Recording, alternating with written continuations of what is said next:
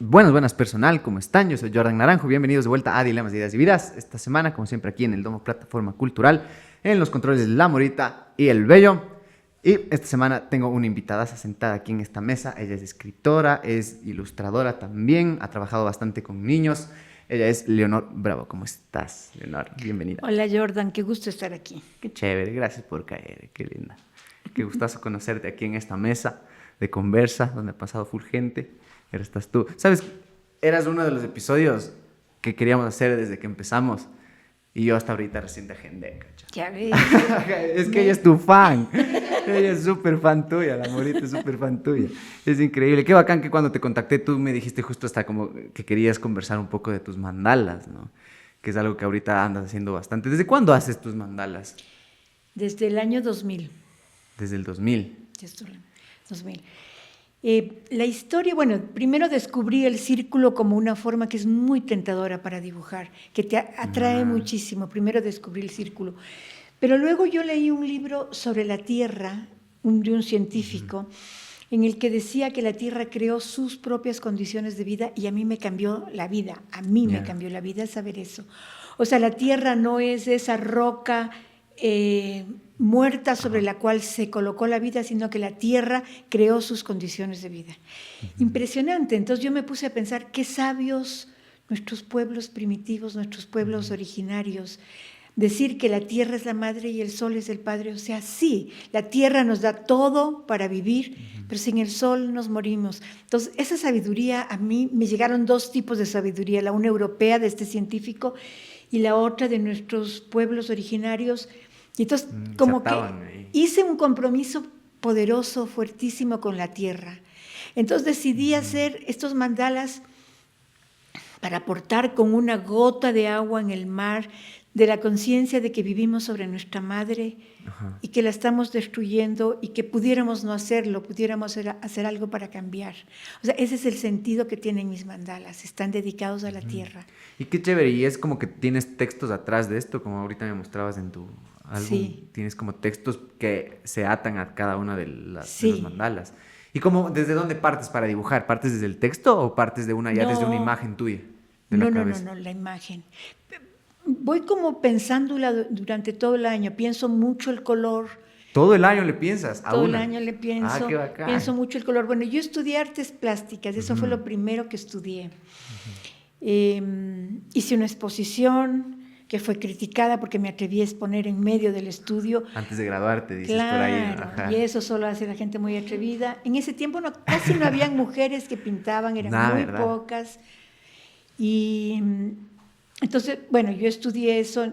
Entonces el color, la forma es algo que tiene mucha relación conmigo. Claro. Los textos los puse después, en realidad no nacieron juntos. ¿Te dejaste proyectar por tus propias...? Me dejé proyectar por las imágenes, sí. Chéverazo, una bestia. ¿Y cómo fue? Justo háblame de eso, de tu etapa estudiando artes. Dices que llegaste hasta tercer año, ¿no? No, acabé, ¿sí pero estando en tercer año expuse. Ahí hiciste eso. Y se vendió todo, para mi mala suerte, se vendió todo, no me quedé con nada. O sea, uno piensa, qué bueno, vendí todo. Qué lo bestia. Pero el futuro existe. Claro, yo... Qué foco, es verdad. Claro, el futuro existe y me quedé sin nada, no tengo nada para ver, para mostrar, no tengo nada. Claro. Entonces fue una cosa súper rara, porque hice esta exposición después de haber leído a Lovecraft. ¿Ya? O sea, terror puro. Pero lo que me salió no fue terror, o sea, ya lo que me salió como cuadros me estaban anticipando lo que yo iba a hacer después. Claro. Porque eran toda la exposición dedicada a colibríes mágicos, habitados por formas, pero no eran formas de terror, sino eran formas amables, bellas. O sea, uno no manda, en el arte uno no manda. O sea, realmente es tu espíritu el que manda. Por eso cuando a mí me preguntan, ¿por qué escribes para niños? Yo digo, porque eso fue lo que nació. O sea, yo me senté a escribir y eso fue lo que nació. Yo no creo que uno escoge lo que escribe, sino tu espíritu adentro escoge y te cuenta. Claro. Igual tú dices por ahí, en una entrevista tuya, dices esto de que el destino toma decisiones a nuestras espaldas a veces. Y esa fue una de las tuyas también. Claro, claro. Mira, yo estaba en cuarto año en la Universidad de Artes y me invitaron a ser parte de un grupo de títeres y yo casi nunca he dicho no a una invitación, casi nunca.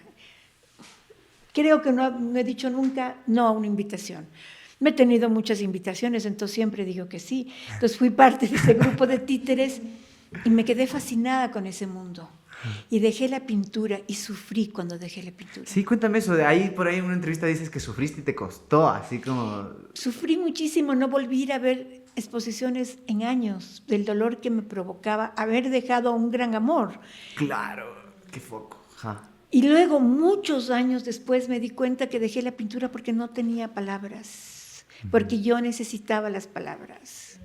Entonces, los títeres me dieron esa oportunidad, ¿no? Entonces, escribí obra de títeres, pero no me sentí escritora, sino titiritera que no tiene obras y las escribe para montarlas. Pero ¿y cómo empezaste a escribir para los títeres? O sea, ¿te dijeron como escríbete un guioncín o primero te invitaron a ser parte de una Claro, obra? primero ¿o y cómo fue? después fui de otro, entonces había que hacer obras. Alguien tenía que escribir Alguien y tenía tú que agarraste la batuta, dijiste. Sí. Alguien tenía que escribir y yo escribí. Ay, ya, O sea, sí buenazo. soy muy lanzada, sí soy. Bien.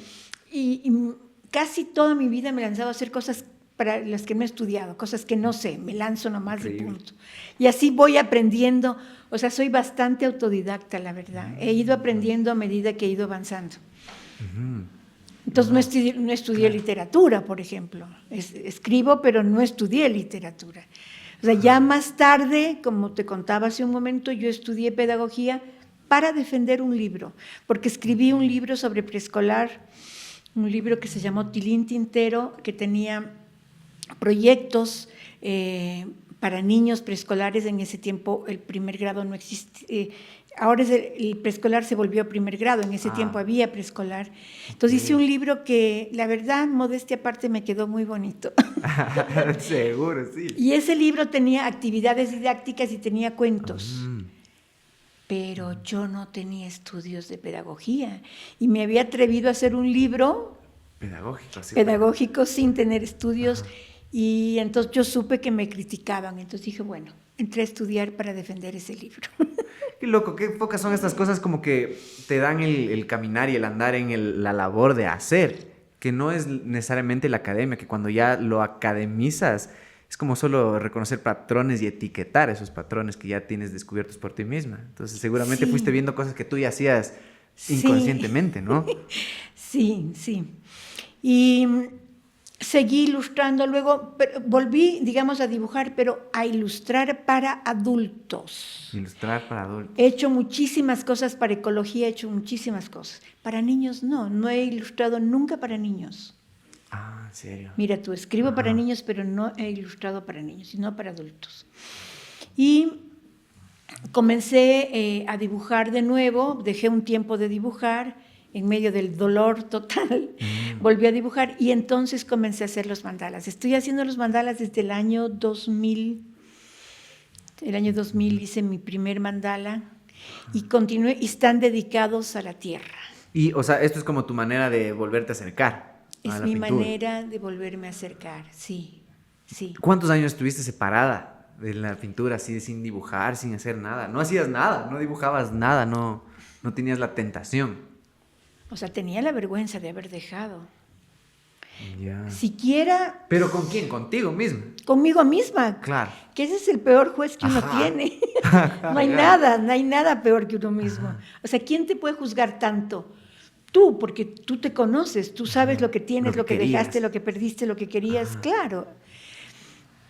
Yo creo que tal vez, dejé de dibujar unos 5 años, o sea, siempre seguí dibujando, hacía retratos, me gustaba mucho hacer retratos, le hacía retrato a mis sobrinas, hacía retrato a mi hijo, o sea, sí seguí dibujando, pero ya como con muy poca seriedad, digamos, así como cojo un lápiz y dibujo, pero no era sentarme a dibujar. Claro. Qué locura también que llegas con los mandalas otra vez y que no es como algo que lo ves para comercializar, que eso como que me causa un impacto también como artista. Tú lo haces para que se consuma y para dejar un presente de lo que estás pensando acerca de la tierra. Es que los también. hago en honor a la tierra. Exacto, ajá. Y los hago para Año Nuevo para darles de regalo a mis amigos en Año Nuevo. Ese es mi saludo y el saludo de mi oficina. Con mi hijo tenemos una oficina que se llama Mantra Comunicación, él es el gerente. Entonces, como un saludo, es un regalo a los amigos, pero es en honor a la tierra. Es mi forma de agradecerle a la tierra. Qué chéverazos, están lindazos aparte. Yo quisiera una camiseta de esto, sería una bestia, sería del putazo. Oye, y cuéntame un poco justo, antes te pregunté como al revés, que era si es que partías desde el texto para empezar a hacer tus mandalas. Ahora, cuando tú ya haces este salto a la escritura, seguramente partías desde una imagen visual tuya, tal vez, por lo que venías de la pintura y atada como más a las imágenes. Tal vez cuando tú empiezas a escribir, veía esto que tú dices que hay escritores de mapa y escritores de brújula. Tú te consideras una escritora de brújula. Totalmente. Es decir, que no planificas mucho No lo que vas a planifico. hacer, sino que dejas que se vaya. Que creo que O es sea, algo que pasa también con los mandalas, ¿no? Voy viendo adentro, ¿no? O sea, lo que yo describo en mis libros siempre es muy visual. Ajá. Muy exacto. visual.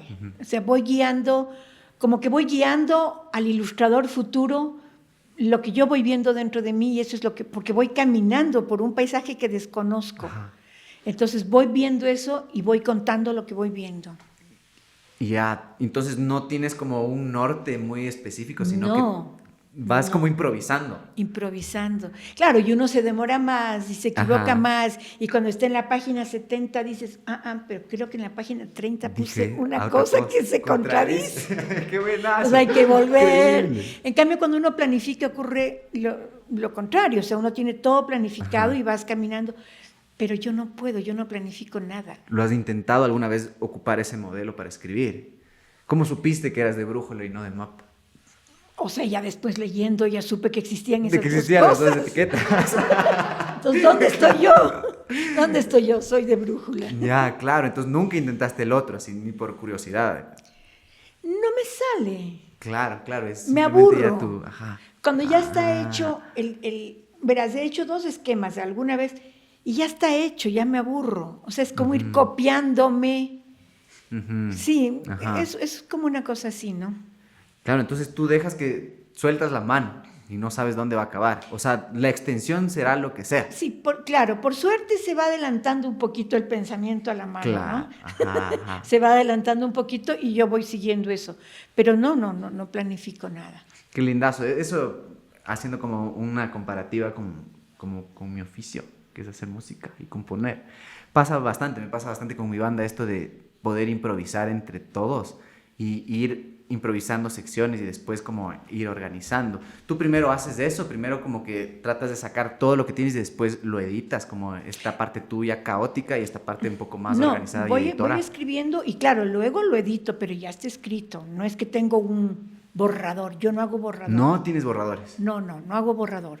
Voy escribiendo y ya luego voy editando, cambiando, construyendo, viendo qué palabra es mejor para decir esto o lo otro, pero no hago borrador.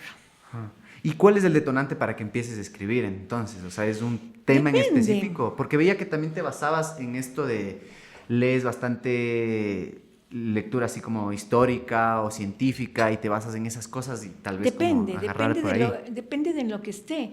Mira, durante la pandemia, a mí me encantó el silencio de la pandemia. Full.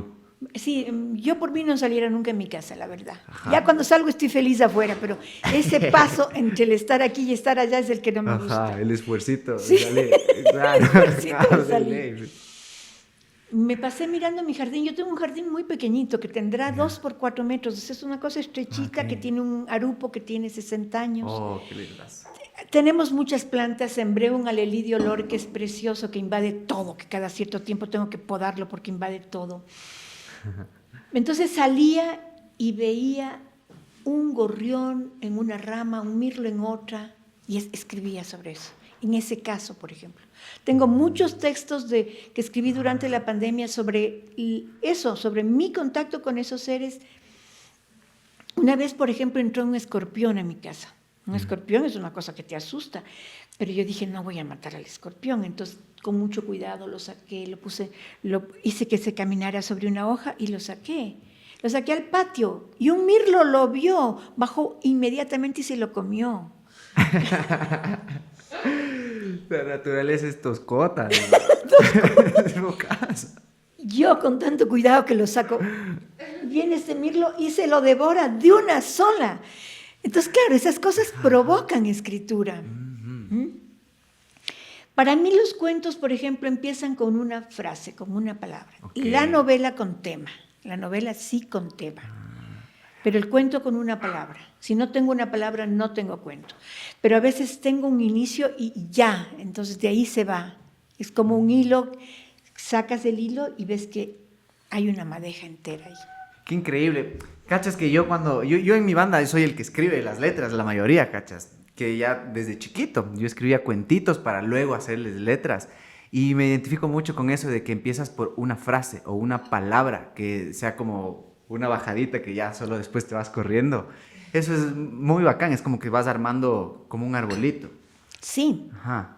Sí. Y en cuestión de las novelas, ¿a qué está más dirigido? ¿Es más para adultos? No, ¿Es más para niños? No, para niños igual. Igualmente. Tengo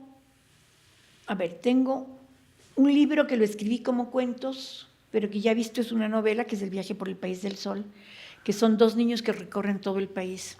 Esta novela tiene 27 años ya. Entonces van de provincia en provincia, ajá, conociendo el país.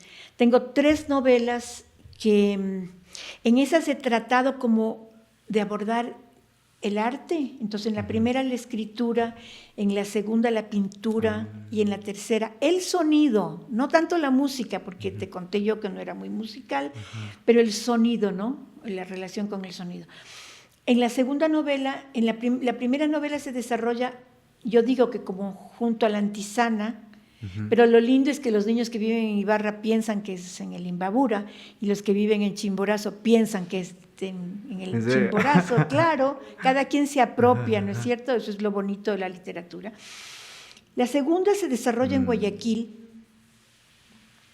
y creo un pintor que es una mezcla de los pintores que yo he conocido, pero era como un homenaje a Tábara. Tábara, un pintor maravilloso que yo amo muchísimo y que creo que si no fue más famoso es porque aquí hay muy poco apoyo al arte, ¿no? Yo creo que el gran arte del Ecuador es lo gráfico, la pintura, el diseño gráfico, la ilustración, ese es nuestro mayor talento. Tenemos grandes pintores, uno de estos Tábara, y cuando estuvo en Europa era muy famoso, se vino al Ecuador y más o menos dejó de sonar internacionalmente, ¿no? Entonces le dedico a él, creo ese personaje y dedico un capítulo entero a hablar de mis 3 grandes amores en pintura, que es, ¿cómo se llaman estas cuevas de Altamira? Leonardo da Vinci y Picasso. Entonces hablo sobre las 3 fases pictóricas de estos. Y de repente digo, está muy aburrido, esto voy a quitar, esto, capaz que los niños se aburren. Y después digo, no, es la única oportunidad que van a tener montones de niños de oír algo sobre pintura. Ajá. Eso es lo caso que tú dices también en una entrevista, como estos temas que a veces no le dan a los niños porque dicen que es como subestimar al niño. Claro, en ese, por ejemplo, se muere el pintor y lloré amargamente. Se muere. Y cuando se muere el pintor, les toma de las manos a los niños y los niños miran dónde se va el espíritu. Porque yo hice un taller de vidas pasadas y vi eso en ese taller. Impresionante, un taller impresionante. Taller de vidas pasadas, ¿cómo era eso?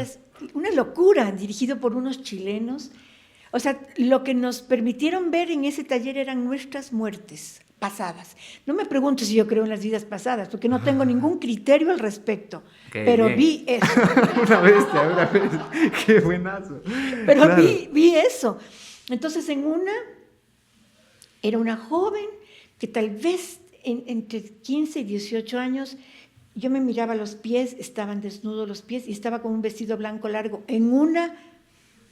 frente a un mar gris, o sea, no Ecuador, gris y frío. Ahí no vi la muerte. Pero vi otras muertes y en una, te me vas a reír por supuesto, en una vi cómo me coronaban delante de una multitud y luego vi cómo me mataban delante de una multitud. Eso veías tú. Claro, en el taller. En un trance estabas así como para, claro, medio te hipnotizaban. No, o sea... Porque eso nace como un poco de la hipnosis, ¿no es las No, regresiones? sí son regresiones, pero no es hipnosis, sino que te van guiando con música, una voz tranquila, te van guiando y tú entras a donde quieres entrar, a donde puedes entrar, ¿no? Entonces, cuando en esta que tal vez soy una reina, porque me coronan delante de una multitud y luego me matan delante de una multitud, yo lo único que dije, bueno, pero no quiero saber si fue horca o guillotina o lo que sea, eso sí no quiero saber. Claro. O sea, ahí goberné un poco el ejercicio, pero en el momento en que me muero, siento que me desprendo y me voy al cosmos, a un sitio que estaba como blanco, como esa luz de ahí, pero ¡piu! Brotó una cantidad de colores impresionante. O sea, me fui por el famoso túnel azul y llegué hasta el centro del cosmos. Fue una experiencia loquísima y de eso escribí para los niños. Como el pintor, agarrado de las manos de los niños, ellos sienten su muerte y ven cómo se desprende su espíritu. ¡Wow! ¡Qué fuerte! Oye, y tú dijiste que lloraste ¿Tú lloras cuando escribes esos finales así? Claro, lloré con este pintor amargamente porque lo amaba, pero se murió. ¿Qué foco? Y es algo súper loco porque no puedes controlar lo que escribes. Te pasa eso como que ya en el final como hay una cuestión de separar tú como persona que quieres ver del final y tú como artista y como escritora que es lo mejor para la historia, como dejarte llevar. O sea, claro, no puedes traicionar a los personajes. Tampoco puedes dejar que los personajes te manipulen como les da la gana, porque también pasa eso. Marcas una línea. Claro, o sea, es un tira y afloja con los personajes y con la historia, ¿no es cierto? Pero no los puedes manipular, no puedes decir, esto no va a ocurrir porque el personaje tiene necesidad de eso. Entonces se muere y para mí fue un gusto compartir eso con los niños porque aquí en Occidente hablamos muy poco de la muerte. O sea, creemos que la vida va a durar para siempre. Y ahora la obsesión por verse joven y por ser joven siempre y si es posible mandar a matar niños del tercer mundo para que le saquen el líquido sinovial de las rodillas y ponérselo a viejitos de 90 años, porque hay una obsesión por la vida eterna. Es una obsesión que ha habido siempre. Una ¿verdad? búsqueda del ser humano es. Claro, es una búsqueda de siempre, pero antes era mágico y ahora ya es real. Claro. ¿No? Pero la muerte existe. Claro.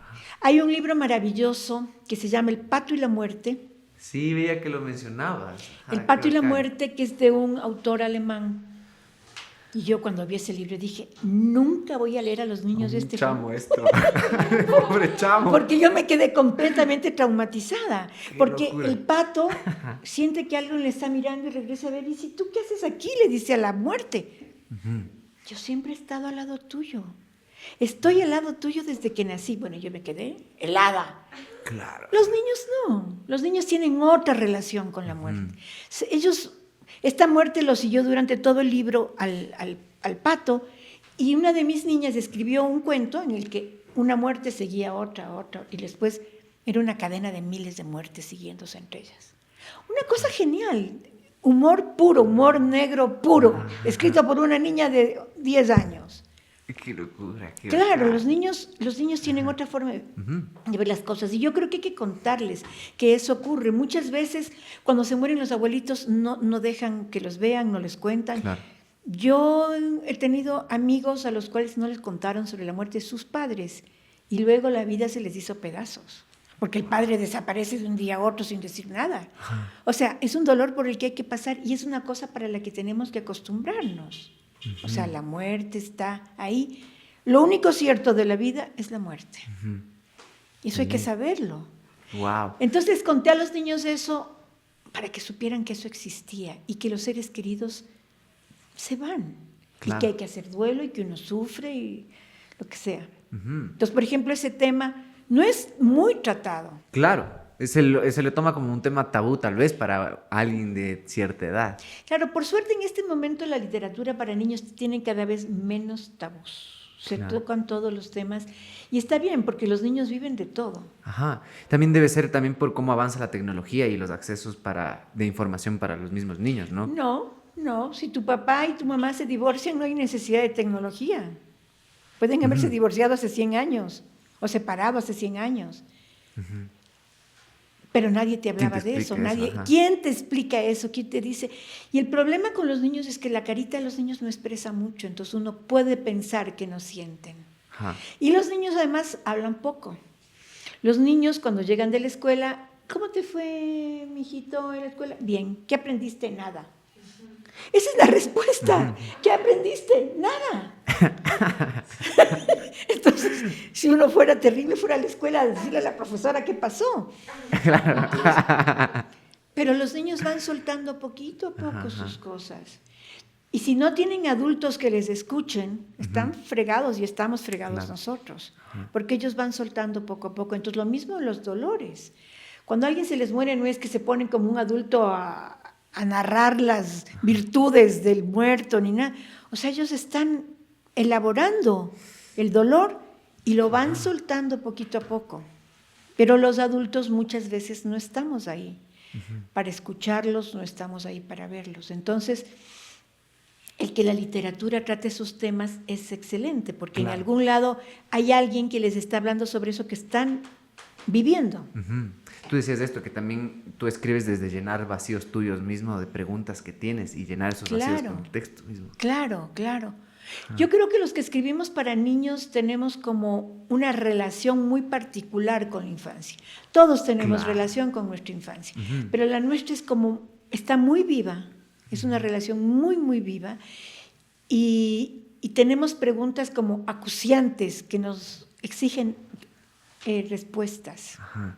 ¿Y cómo tú te empiezas a relacionar con los niños? ¿Cuándo fue que dijiste, tengo buen feeling con los niños? A ver. No.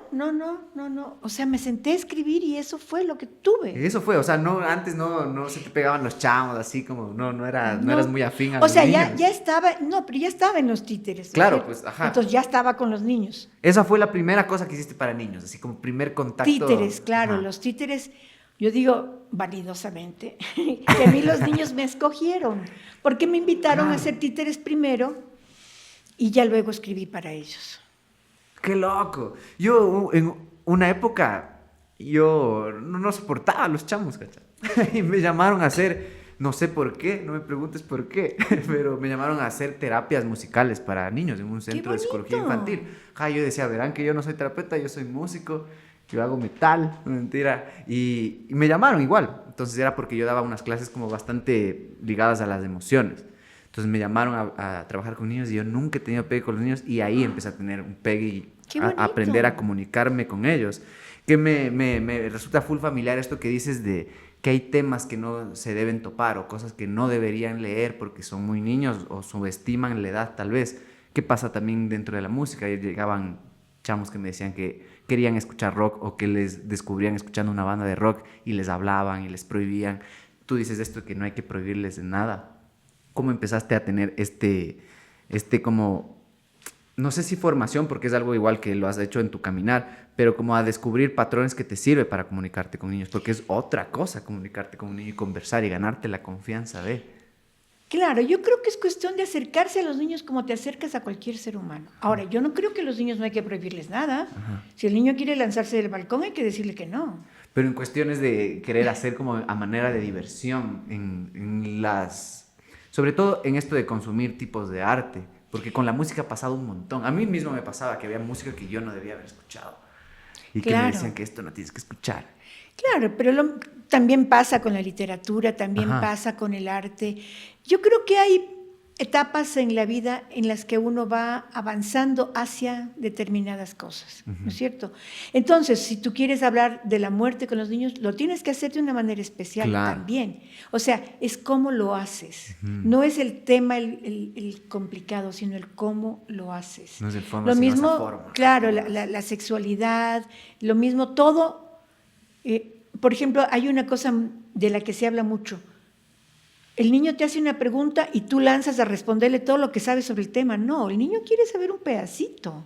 Entonces comienza por ese pedacito. Y si tiene otra pregunta, sigues por otro pedacito. Ajá. ¿Y cómo tú empezaste a cachar esas cosas? ¿Cómo empezaste a tener como tus propios, no sé, trucos para poder Sí, comunicarte? es el escucharles a ellos, pero también sí he leído mucho sobre los niños también.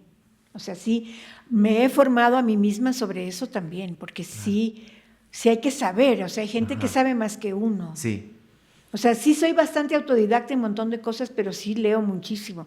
He leído muchísima psicología. Además, yo trabajé durante muchos años, yo trabajé en un programa del INFA, esto que son ahora, donde se cuidan niños pequeñitos. Ok. Yo trabajé años en eso y luego trabajé en UNICEF. Entonces, me tocó que formarme, porque yo lo que había estudiado era artes. Claro. Entonces, me tocó que formarme para poder trabajar con esos niños. Claro, qué locura. ¿Y has Claro. trabajado con niños especiales, tal vez, así con No. capacidades especiales? No, nunca he trabajado con niños especiales. Ok. Porque no he tenido la Claro. oportunidad, no es que no he buscado ni no he querido, sino que no he tenido la oportunidad. Es que es súper loco cómo te aproximas a los niños y cómo tienes esta respuesta también como de cariño y como que de una confianza. Impresionante. Justo ahora que me vinieron a dejar acá, les contaba a mi hermana y a mi sobrino que una niña en Manta me dijo una vez: ruego a Dios todos los días para que usted esté bien, para que esté sana, para que pueda seguir escribiendo.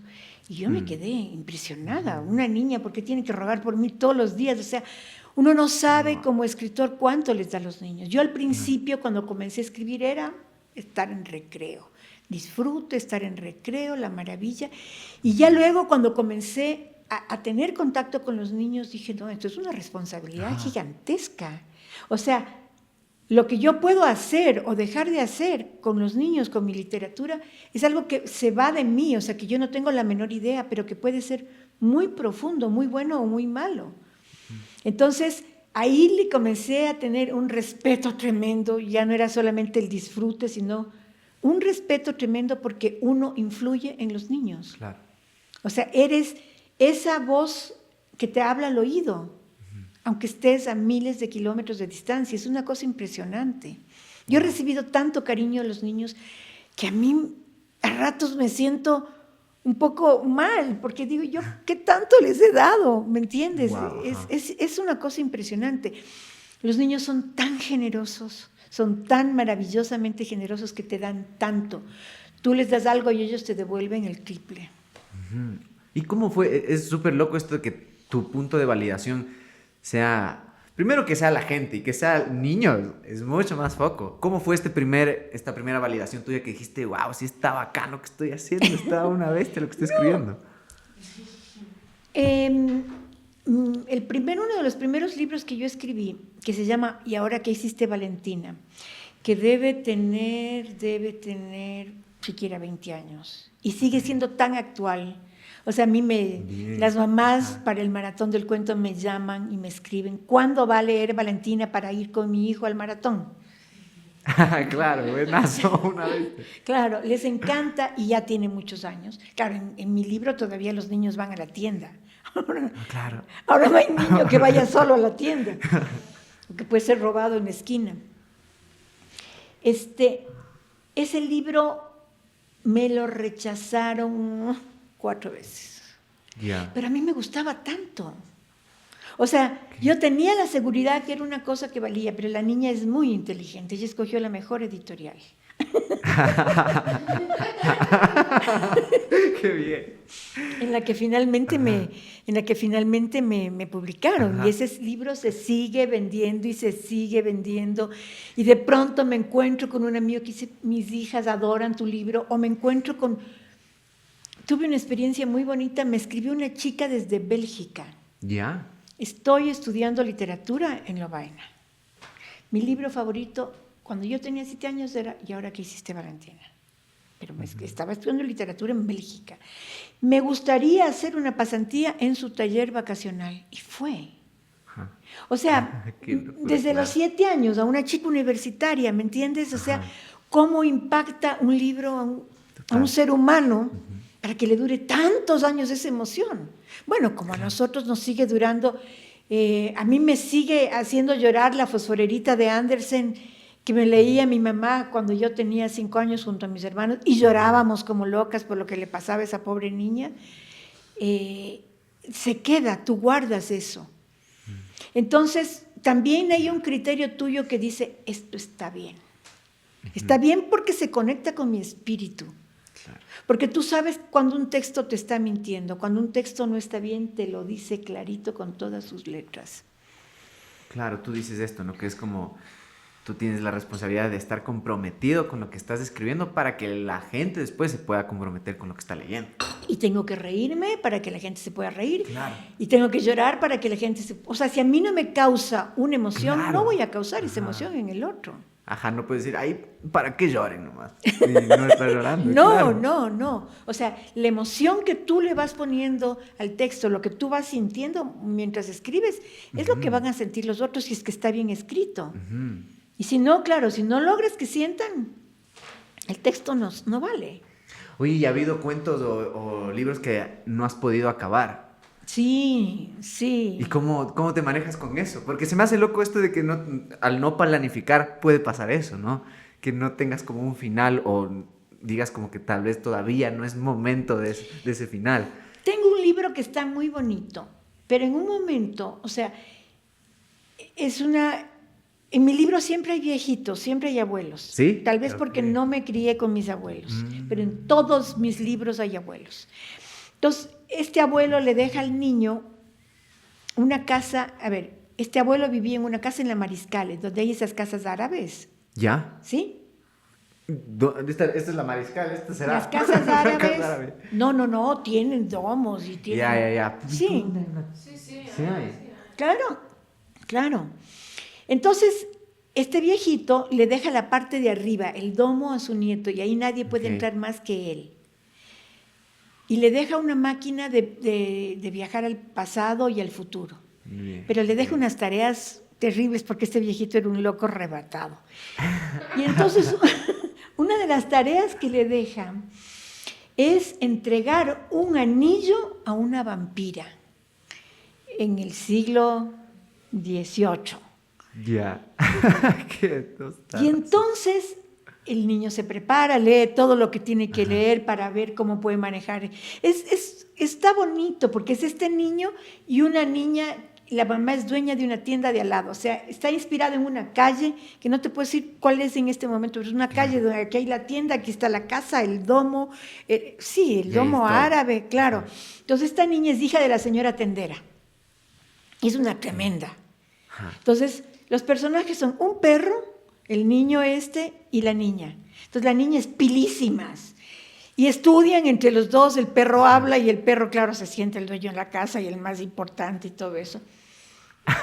Pero cuando viajan a entregar ese anillo, porque se va a armar una guerra terrible por ese anillo. No es en el siglo XVIII, es en el siglo presente, pero el anillo es muy antiguo y se va a armar una guerra de vampiros. Y ahí me quedé cortada, porque se me estaba yendo para gente más grande. Ok, claro, ese es el riesgo que tomas justo al solo soltar la mano. Claro, ¿no? y me quedé frita. Y vuelvo y lo vuelvo a leer todo y me gusta. Y llego a eso y me quedo paralizada. Y espero que algún rato lo logre realmente. Porque claro, me vienen imágenes y escenas para adultos. Ok. Y el libro no es para adultos, el libro, estos niños tendrán 12 años y todo está muy bien tramado al principio, el lenguaje, todo, hasta que llego a esa escena y me paralizo. Entonces, sí es tremendo, eso pasa. Ajá, bloqueo creativo. ¿Cómo tú lidias con el bloqueo creativo? ¿Tienes algunos hábitos que te desbloquean? ¿Haces cosas como para orear las ideas? Escribo otras cosas. Escribir otras cosas. Sí, yo por lo general escribo algunas cosas a la vez, diferentes. Ok, si has tenido varias horas escribiéndose a la par. Sí, entonces eso me ayuda, escribo un cuento, por lo general escribo otras cosas, también puedo dibujar, también dibujo, para ver si logro regresar. Entonces, casi siempre puedo regresar, pero ya ves, como en este caso, no puedo. Claro. Y qué pena, porque es una bonita obra. Y ya está en 50 páginas, o sea, no es que esté iniciándose, ya está en 50 páginas, pero claro, capaz que tengo que romper con ese ¿De con que esa sea solo para tarea. niños? No, romper con esa tarea que le dejó el abuelo, ya no Ah, estás romper resolviendo la historia. Claro, ley. Qué locura. Te debe hasta Claro. robar el sueño, alguna de esas cosas, Claro, ¿no? y es que el abuelo le dejó cartas, y en las cartas es que le deja todas las tareas que el niño tiene que cumplir. Ajá. Entonces voy a tener que quemar esa carta. Claro, qué lindazo, increíble. Oye, ¿y cómo haces cuando tú estás escribiendo a la par, que seguramente te pasa bastante? ¿Cuándo decides hacer una publicación de uno? ¿Cuándo haces como la selección de cuáles van a ir en tu siguiente cuento que publicarías? Porque cuando ya se termine el libro, entonces ya cuando se termine el libro lo presento a la editorial. Tú terminas uno y ya de una dices como que esto se va a imprimir. Claro, pero por ejemplo, tengo en este momento un libro que es para niños, que me ha costado muchísimo, Okay. que es para niños un poco desde su nacimiento hasta los 2 años. Ya. Yo me he dado cuenta que las mamás que trabajan van perdiendo la relación con los niños y van perdiendo las ganas de jugar. Porque las ganas de jugar, ¿cuáles son los juegos que uno tiene con un niño de 3 meses, de 6 meses? Soplarle a los ojitos, hacerle cosquillas, Ruiditos. hacerle ruiditos. Ajá. Esos son los juegos que te nacen de la convivencia. Claro. Porque lo que hicieron los psicólogos es mirar a lo que hacían las mamás y escribir lo que hacían las mamás. No es que los psicólogos se inventaron la estimulación temprana se la inventaron las mamás. Y los psicólogos ven y escribieron. Pero si la mamá no tiene esa relación de todo el día y si llega cansada a las 6 de la tarde, ya es poco lo que puede hacer con su niño de juegos. Yo me he dado cuenta que hay niños a los que no les hacen cosquillas. Y eso es terrible. Yo tengo una teoría sobre las cosquillas. ¿Cuál es tu teoría de las cosquillas? A mí yo no tengo cosquillas. ¡Uy, qué fatal! Solo cuando ya me estoy riendo, pero durazo, ahí me haces cosquillas y ya siento. Pero si Yo no, creo no. que a medida que uno se va envejeciendo va perdiendo las cosquillas, porque el cuero se va endureciendo.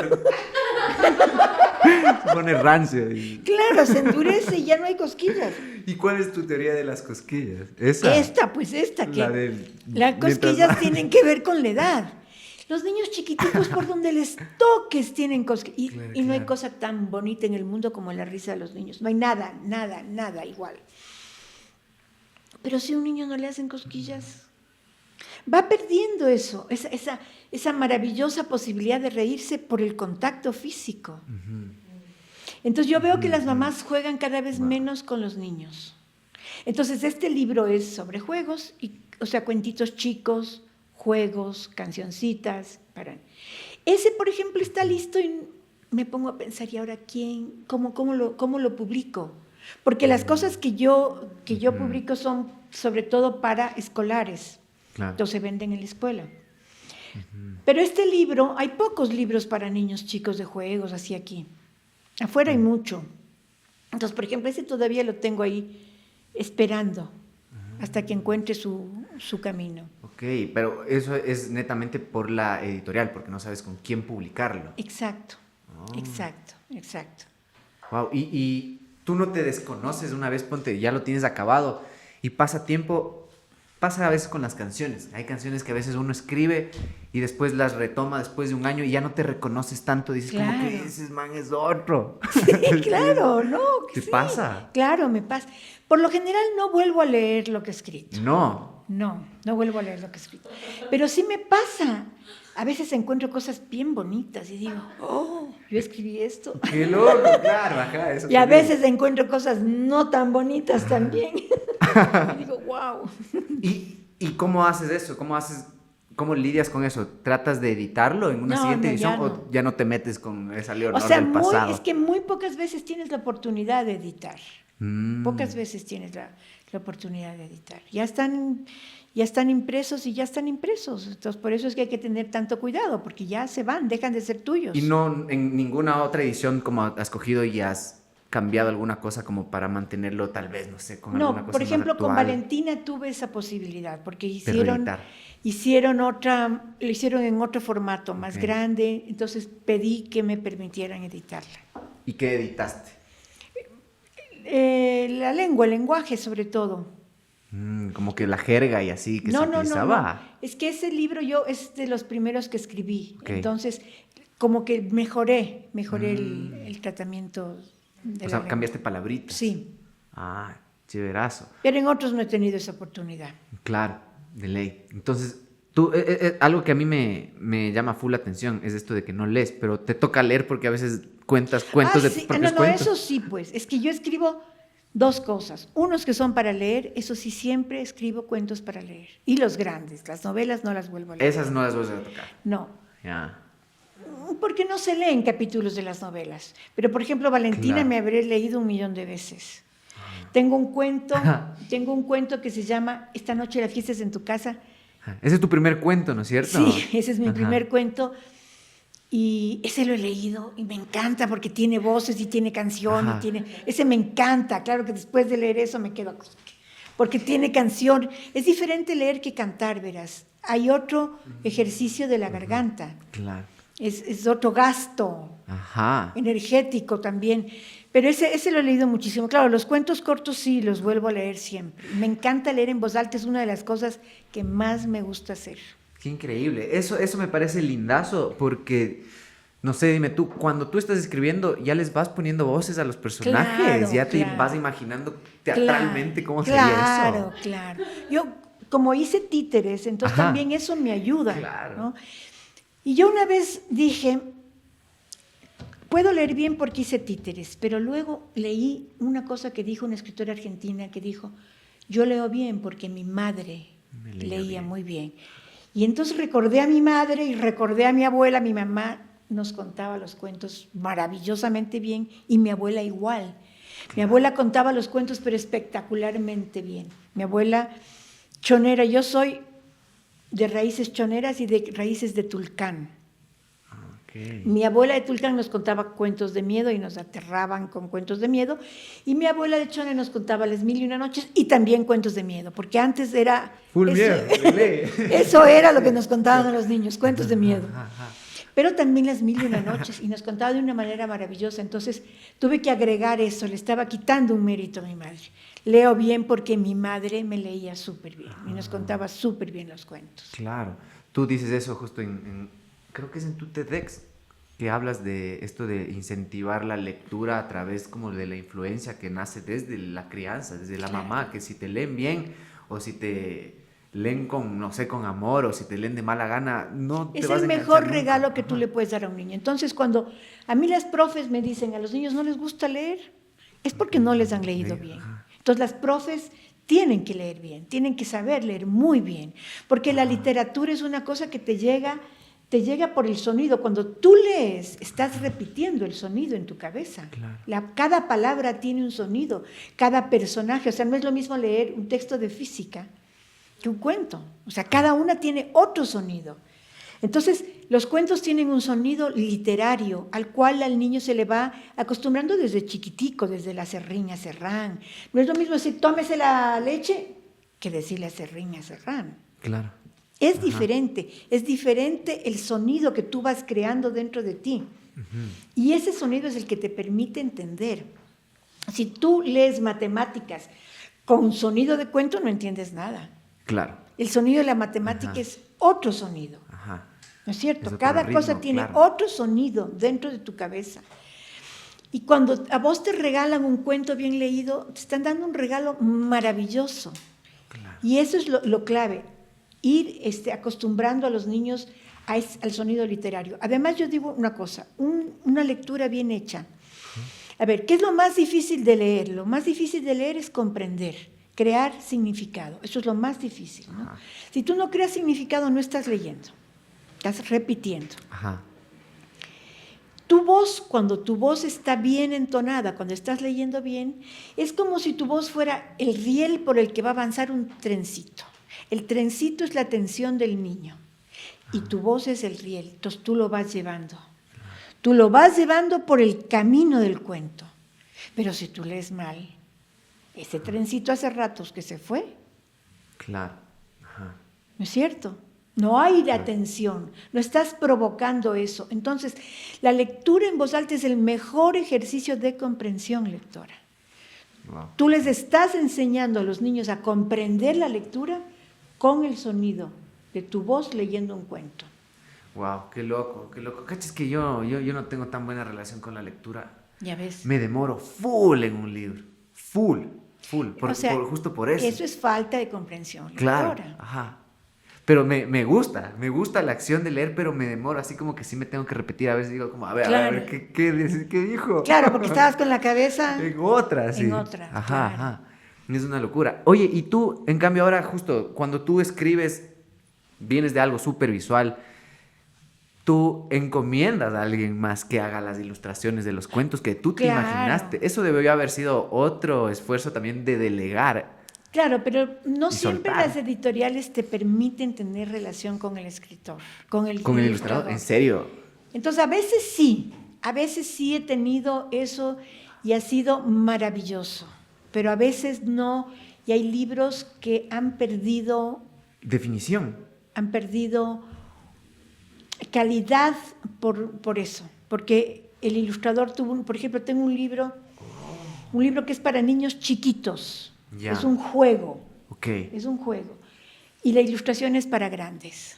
Entonces Se cruza totalmente. o sea, sí, él no lo entendió y bueno, ya quedó así, pero... ¡Wow! ¡Qué locura! Entonces, tú no tienes poder alguno cuando sucede esas cosas. O sea, no puedes decir como que no, pues a ver. Es que ya por ejemplo, en el caso de ese libro me lo entregaron terminado y ya. O sea, ahí es asunto del editorial, lo de Es la asunto de la ilustración. editorial. Claro, pero y eso cuesta, entonces no pueden pagar otra vez la ilustración. Y ese libro, por ejemplo, perdió. Pero tengo una experiencia Contraria a eso. maravillosa, con un chico que era muy amigo mío, jovencito, muy amigo mío, me escuchaba mucho. Entonces venía y me mostraba las ilustraciones, yo le decía esto sí, esto no. Es este libro que se llama Yo te quiero siempre. Ajá. Entonces es un libro donde se habla de cariño de principio a fin. Y hay una parte donde el niño debe estar en el pecho del padre, abrazados. Entonces me trae el primer dibujo y el niño estaba sentado en el filo de la rodilla. Le digo, no, eso no es así. Ajá. ¿Qué tipo de abrazo es ese? Así. Le digo, no. Estaba pintado.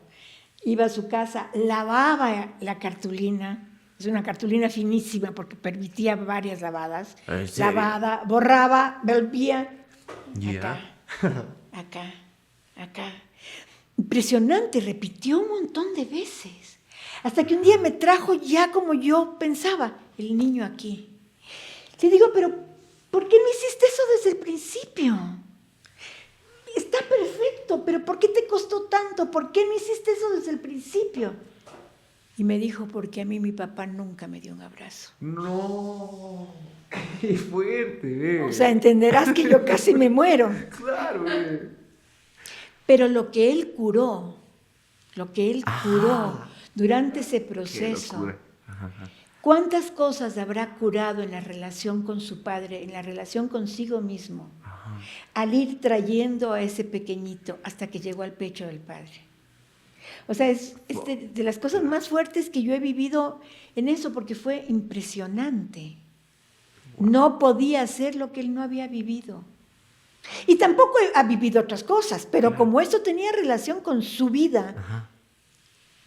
o sea, tenía un bloqueo tremendo. ¡Wow! ¡Qué loco! ¡Qué loco! ¡Qué loco todo eso de los ilustradores! O sea, cuánto tienes libertad de poder decirles. A veces puedes también como que encaminar un poco su camello, pero a veces no. ¿Y a qué se debe cuando tú tienes el poder de decir al ilustrador, ponle en el pecho a ese man? Porque al principio era más fácil, se manejaba como... Menos burocracia, dices. Sí, se manejaba de mejor forma eso. Claro, no todo escritor tiene capacidad para dirigir a un ilustrador. Claro. También es eso. Yo puedo porque yo estudié Ajá. artes plásticas. Ajá. Entonces, tengo un conocimiento concreto Claro, base, sobre eso. desde claro. donde también parte tu idea para empezar a escribir, porque eres visual. Exacto. Pero no todos los escritores pueden hacer eso. Claro. Hay escritores que dicen, yo no sé nada, haz tú lo que quieras. Ajá. Wow, qué locura, qué locura. ¿Y tú nunca has ilustrado uno de tus libros? No, es que yo no ilustro para niños, ilustro para adultos. Es otra cosa, es totalmente Claro, es otro lenguaje. Como escribir para niños, escribir para adultos es otra cosa. Ajá. Oye, háblame un poco así como de estos momentos donde, como me hablabas de la pandemia, justo de estos momentos de eureka donde ves algo que te resulta en una historia o te detona después una historia. ¿Te sucede eso constantemente? ¿Te sucede así como que en el cotidiano estás haciendo cosas, tienes un lugar donde apuntas, donde llueves ideas y luego después Con las respecto desarrollas? a la naturaleza, sí. Por ejemplo, veo un gato. Ajá. Un gato que me está mirando fijamente. Hay un gato en el techo que yo veo, un gato blanco, que es así de lo más vanidoso. Ajá. Y entonces Claro, dile. me provoca, me provoca. Tengo unos cuentos que no he publicado que son para adultos. Esos son para adultos sobre mujeres. Porque yo capacité durante muchísimos años, sobre todo mujeres. Entonces tengo muchos recuerdos, tengo mucho conocimiento de eso, ¿no? Entonces una vez estaba en un taller en Guayaquil. Yo era feroz.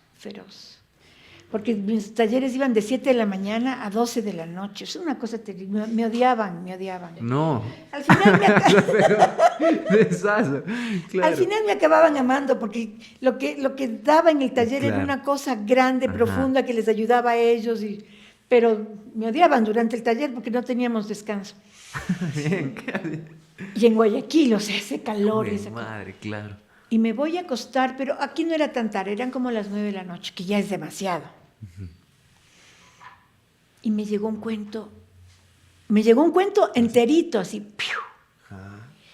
Cansadísima yo, pero me puse a escribir, enterito, Todito. todo. Yo dije, bueno, esto es un regalo. Claro. Y es un cuento sobre una de mis abuelas. Yo sentí que ella me lo estaba dictando, así, un regalo. Pero no ocurre eso, no ocurre siempre. Claro, ¿cómo es tu...? Es que esa es una pregunta súper loca, que cómo te surge la inspiración, pero yo soy fiel creyente que la inspiración la estás buscando en el hacer. Tú mientras más haces, más tienes chance de que esta puertita, esta ventanita que recibe esos regalos esté abierta. Claro, no, pero también, por ejemplo, en estas 3 novelas que tengo, la primera no sabía lo que iba a escribir. Y es sobre una biblioteca, la Biblioteca Secreta de la Escondida. Y en la segunda me propuse ya escribir sobre Guayaquil. Entonces los niños de Quito viajan a Guayaquil, que se llama Medianoche durante el eclipse, y quise que hubiera piratas. Ajá. Y entonces me pongo a preguntarme a mí misma, ¿por qué no habrá libros sobre piratas en Guayaquil? Claro. Cuando no es un tema tan bonito, tan romántico, tan interesante. Y entonces una amiga me dijo, Leonor, ese tema aquí en Guayaquil es casi un tabú. Le digo, ¿por qué? ¿En serio? ¡Qué locura! Porque estos piratas llegaban a Guayaquil y se cogían a las chicas de la clase alta. Entonces muchos de los notables guayaquileños pueda que sean hijos de piratas, descendientes de piratas. Entonces es un tema tabú, es un tema que ya ahora ya es menos, cada vez hay menos temas tabús, por suerte. Pero yo quería que hubiera piratas. Yo digo, ¿cómo es posible que habiendo piratas en el Ecuador no escribamos sobre piratas, que es un tema maravilloso? Entonces, ahí sí estudié, fui donde un amigo que era especialista en piratas, él me contó un montón de cosas. Te clavaste durazo. Me clavé a Bien. saber sobre los piratas, porque si quería escribir sobre algo que no sabía, tenía que estudiar. ¿Y te ha pasado con otros temas de eso? Que te tienes que clavar en un... Bueno, en general uno tiene que investigar.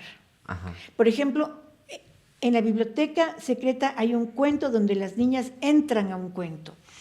Y yo quería que en una cueva brotara una flor.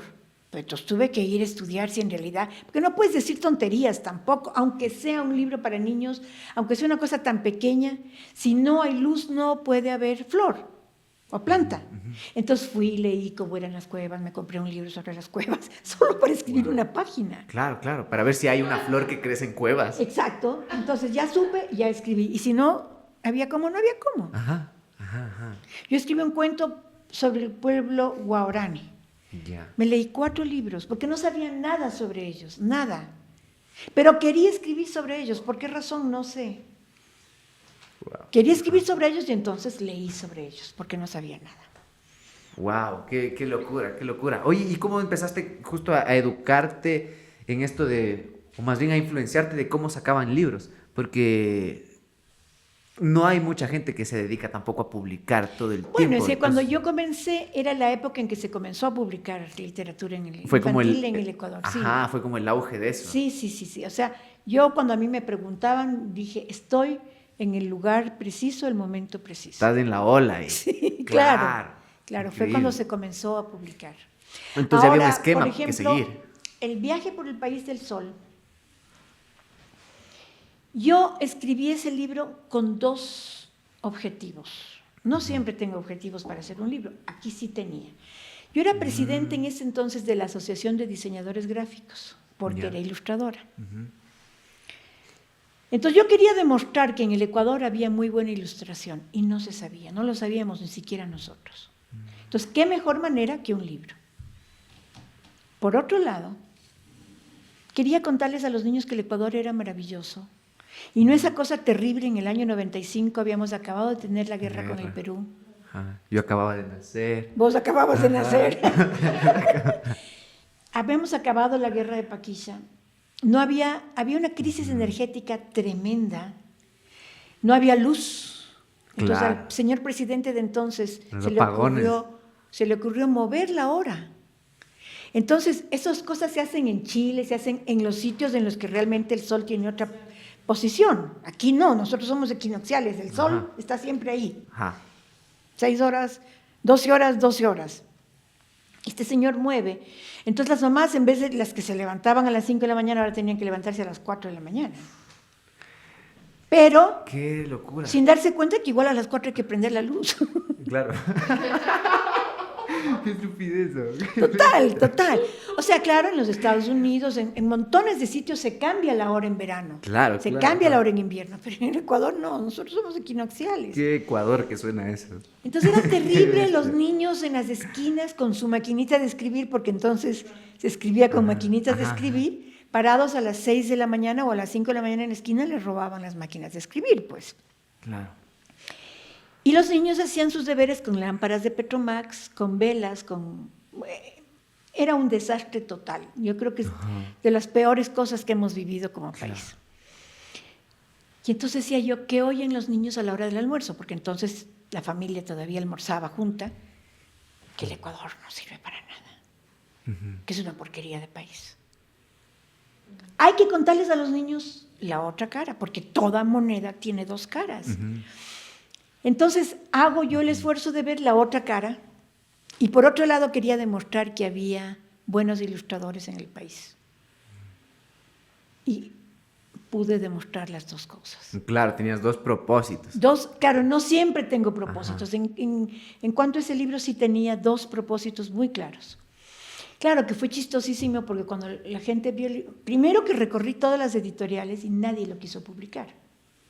¿A qué se debe eso? Bueno, Has porque estado de ese lado. ese era un libro caro, porque ¿cuántas provincias eran?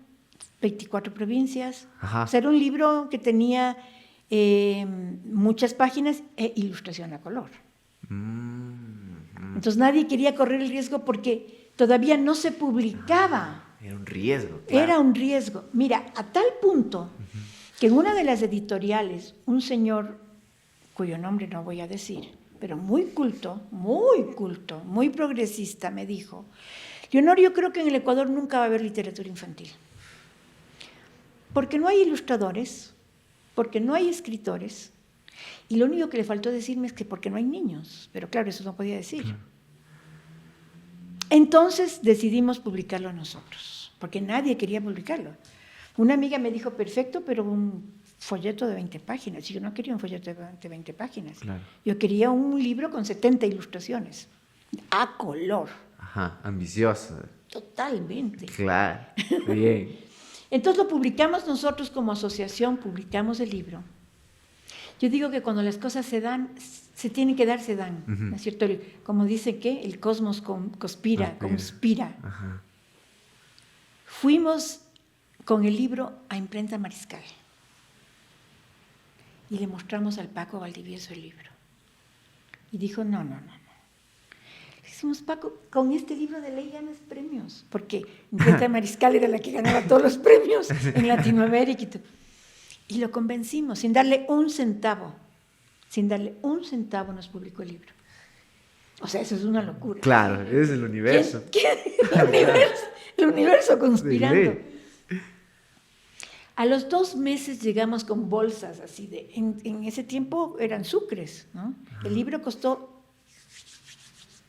¿cuánto costaría? 100,000 sucres más. Yo no sé cuánto era 1000 sucres. Bueno, pero eran bolsas, te digo, bolsas de cheques, de billetes, de monedas. Él dijo, perdí esta plata.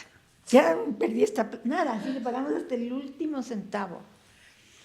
Pero nadie lo quería publicar, porque era un libro caro, que no sabía si lo ibas a poder vender bien. Claro, tuvimos suerte, habían amigas muy contactadas que nos ayudaron, porque además lo publicamos para noviembre, finales de noviembre, entonces se vendió para Navidad. Ajá. O sea, vendieron, en 2 meses se vendieron 2,500 libros. Que en ese tiempo eso no ocurría. Aquí en el Ecuador eso no ocurría. Qué locura. Tú has tomado full riesgos también, ¿no? Veía que hablabas que has tomado he corrido riesgos. Con el maratón del cuento. Ajá, con eso, por ejemplo. Claro, o sea, al principio nadie creía en eso. Nadie. Yo me acuerdo que un señor de una editorial me dijo, Leonor, por ser usted, una mesa, una silla y una persona, nada más. Yeah. Pero así. Y otro me decía, ya veo.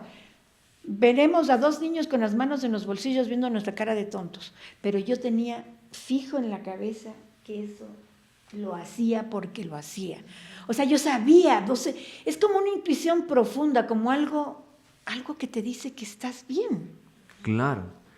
Sobre todo algo que no se hace aquí. Hay mucha gente que te puede ver igual como que de las dos perspectivas, ¿no? Como que te pueden decir, es que aquí no se hace nada de eso, pues no te va a ir bien. O más bien, aquí no se hace nada de eso, tú vas a ser la primera. Y yo creo que la ciudad estaba esperando eso. Ajá, exacto. Porque tuvimos una respuesta increíble. Es la otra visión, ajá. Mira que esa mañana llovía, yo ya ni me levanté. Yo dije, no va a ir nadie. No, en serio, te levantaste así para abajo. Totalmente para abajo. Yeah. Y me llaman por teléfono, Leonor, la gente está tocando los cristales en el Centro Cultural Ichimbía, en el Palacio de Cristal. Ajá. Además, qué ambiciosa, o sea, hacer en el sitio más notable de la ciudad. Lindazo, una bestia. Pues. Y tuvimos niños que golpeaban los vidrios y fueron las maestras disfrazadas y los niños disfrazados. O sea, el primer fin de semana, que fue un solo en domingo, tuvimos 8,000 personas. Y eso es mucho para el año 2007, es mucho. Fue, pero totalmente maravilloso. A mediodía se habían acabado los libros. Wow. Y entonces los que tenían cerca sus bodegas fueron a traer de nuevo. Y los que tenían sus bodegas muy lejos sufrían porque ya no tenían para vender. O sea, en serio. O sea, son riesgos, pero son riesgos como que tu espíritu te dice, anda por ahí. Anda por ahí, ni lo pienses. Claro, tuve ayuda de 1,000 gentes, o sea, que me ayudaron, que me enseñaron. Yo no sabía cómo hacer un plano para una feria de libros. Yo decía, ¿qué es esto? Pues una señora de una importante productora me ayudó a hacer el plano sin cobrarme. O sea, sí, fue saliendo. Es que como yo digo, cuando las cosas tienen que salir. Es bien místico cuando pasas esas cosas. Sí, es bien místico. Claro, es una experiencia mística total. Total, ajá. Oye, cuéntame un poquito de esto que también se me hace súper curioso al escribir sobre personajes y al meterte en un cuento y al comprometerte, como tú misma dices, tanto con lo que estás escribiendo. ¿Te pasa esto de proyectarte mucho en uno de tus personajes o como encariñarte full de alguno, no necesariamente del protagonista, sino como ir encontrando cosas que tiene de ti y les empiezas a prestar cosas tuyas personales a los personajes? O sea, yo creo que toda literatura es de alguna forma tiene que ver contigo, porque no puedes desprenderte de ti mismo. Pero ninguna es así como autorreferencial mucho. Nunca No. has hecho como tan, no sé, como tan literal. Esta No, se basa bastante en mí. no. Pero sí en tus experiencias. En tus experiencias como en la infancia y así como que sí escribes sobre eso bastante. Claro. Escribo sobre lo que sé, sobre lo que he Ajá. vivido. Y cosas que me invento, por supuesto, pero tienen una referencia con mi vida, de ley. Ajá. ¿Y dónde marcas esa línea de lo que te inventas? Como decías, justo hay cosas que no puedes hablar tonteras tampoco, decir que crece ahí un árbol dentro de una cueva y cosas así. Claro, ¿Dónde marcas eso? no, pero eso lo voy viendo mientras voy avanzando. Digo, a ver, esto necesito leer sobre esto necesito leer, necesito saber. ¿Es así? ¿No es así? Vas encontrando huecos que tú misma también tienes de información. Claro, Ajá. claro. Y a veces tengo que parar porque no tengo la suficiente información. Hay una novela, otra, esa sí me duele en el alma, que es sobre la tierra, es así directamente sobre la tierra, es Ya. un encuentro con la tierra, con el espíritu de la tierra. Y me di cuenta que no tenía la madurez suficiente para afrontar ese tema, pero ya escribiéndola, ¿Y cómo fue ese tope, esa pared que te topaste? porque no puedes seguir, porque es algo que está más allá de ti, es una cosa más fuerte que lo que tú puedes dar en ese momento. Y la dejé porque sentí que no tenía todavía la madurez suficiente para encarar ese tema. Y la pausaste y la tienes ahí pausada. Y la tengo ahí pausada. ¿La consideras en pausa? No sé. El otro día me puse a pensar justo en esa novela y dije, oye, ¿no has pensado en esa novela hace mucho tiempo? ¿Hace cuánto que no le sigues? Que será unos 5 años. Full. Porque la que te decía La de los vampiros, esa es un quiebrecito, ¿no? Eso no es mayor el problema. Es de pronto no tratar el tema, tratarlo más suavemente o lo que sea. Ajá. Pero la de la tierra sí es un encuentro muy tenaz, muy profundo, porque crear mismo el espíritu de la tierra, ese ser que anima nuestro planeta, es... Claro. ¿Y te ha pasado antes esto? Así como que tengas un tope de esos y decidas no continuar y después ya la tienes como clara de lo que tienes que seguir. Sí, yo creo que en mi primera novela me pasó eso, ¿no? En la biblioteca secreta. Sí, pero Lo dejaste pausado un rato. sí, un rato y luego regresé, porque el problema no era mayor. Claro. No era Ahora, por ejemplo, en El viaje por el país del sol, cuando yo escribí ese libro no conocía todo el país. Ya. Entonces tenía que conversar. A mí conversar me sienta muchísimo. Ya. O sea, creo que soy muy auditiva, porque cuando converso aprendo mucho. Entonces, conversar con amigas, yo por ejemplo no conocía a Loja, pero tenía una amiga lojana que me contó maravillas. Si me cuentan cosas, yo aprendo de eso. Entonces, describía, hubo provincias que yo todavía no conocía y las podía trabajarlas porque alguien me contó. O sea, ocupabas esos legos para hacer tu propia figura del lugar. Claro. Qué bacán. Claro. Oye, un poco para ir terminando, háblame un chance de esto de... Es evidente que los niños van cambiando con cada generación, lo que consumen, cómo consumen la información, lo que hacen, los juegos que existen van desapareciendo. ¿Tú cómo has ido mutando con las generaciones? ¿Cómo ves que tu obra sigue vigente o qué elementos tú has considerado cambiar o has ido modificando para que siga llegando a niños de esta generación y no se quede como en una generación en específico, sino que se abra como Yo creo que atemporal? el problema con los niños no es tan grande, sino más con los jóvenes. Para eso hay que conversar con los jóvenes. O sea, la misma forma de hablar cambia. Claro. Cambia. Que yo lo que me doy cuenta es que no hay que utilizar muchos gags, porque esos cambian mucho. Okay, claro. Y los libros duran más que lo que duran las frases, que lo que dura... Claro. Ajá. Con los niños yo creo que siguen teniendo los mismos problemas. O sea, por ejemplo, claro, ahora uno de los mayores problemas que tienen los niños es la soledad. Pero es un problema humano, no es un problema de moda, no es un problema de... Y claro, tienes que irte enterando de qué juegos de qué juegos hay, de qué juegos de computación, que si el iPad, que si el ni sé qué, Claro. o sea, tienes que irte enterando de esas cosas.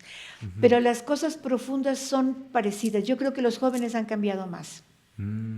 Es que es lo caso, yo veía justo esto de que cada vez es más difícil en cuestión de terror, por ejemplo, en cuestión de escribir terror o de hacer pelis de terror. Es como que cada vez es más difícil y hay menos temas porque también la aparición de la tecnología hace que se invaliden un montón de historias.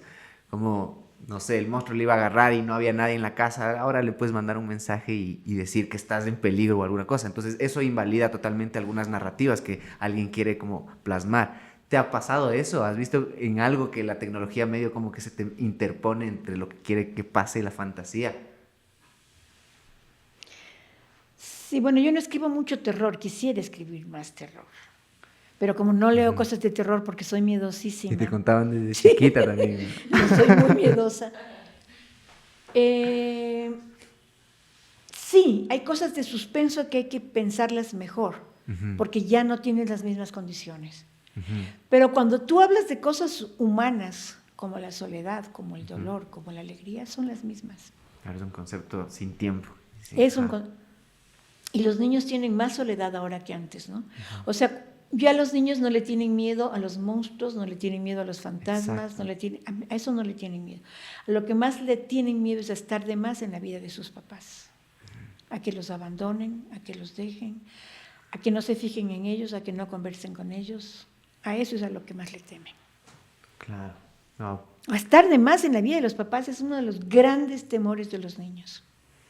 Y tú has ido palpando situaciones súper densas seguramente estando cerca de niños. Yo Sí. solo en el corto tiempo que estuve trabajando con niños me afectaba focazo. Que las psicólogas me decían, oye, no te embales mucho así como entregando demasiado con cada niño porque no sé, Claro. te va a ir mal así. Claro. Te vas a deprimir tú. ¿Te ha pasado eso? ¿Has Claro, tenido que marcar una línea? claro. Es tremendamente doloroso. Es tremendamente doloroso. Pero esas son las cosas que pasan ahora con los niños. O sea, su soledad, y también la forma de evadir que tienen ellos, las soledades, ¿no? La forma de evadir que es, digamos, mucho con la tecnología. Claro. Oye, qué increíble tenerte aquí conversando, Leonor. Qué gustazo poder conocerte, poder charlar contigo. En realidad te admiro un montón. Muchas Veía entrevistas gracias. así un montón tuyas de lo que hablabas, de tu gestión, de cómo ves lo que haces, que me parece increíble, como el amor que le tienes y desde dónde parte, justamente como tus mandalas son cosas que son como ofrendas y ofrendas hacia ti mismo tal vez también, a la tuya niña que tenías ahí, tus sueños que tienes de niña. Y justamente te cito en esta frase que tú también citabas a alguien que no recuerdo el nombre, que artista sí se nace, pero el reto y el mérito está en realidad ser un escritor, un músico, un pintor. Mi maestro Ramiro Jacome. Ajá, es una gran frase. Casi lloro escuchándote decir eso. Claro, porque a mí me daba vergüenza.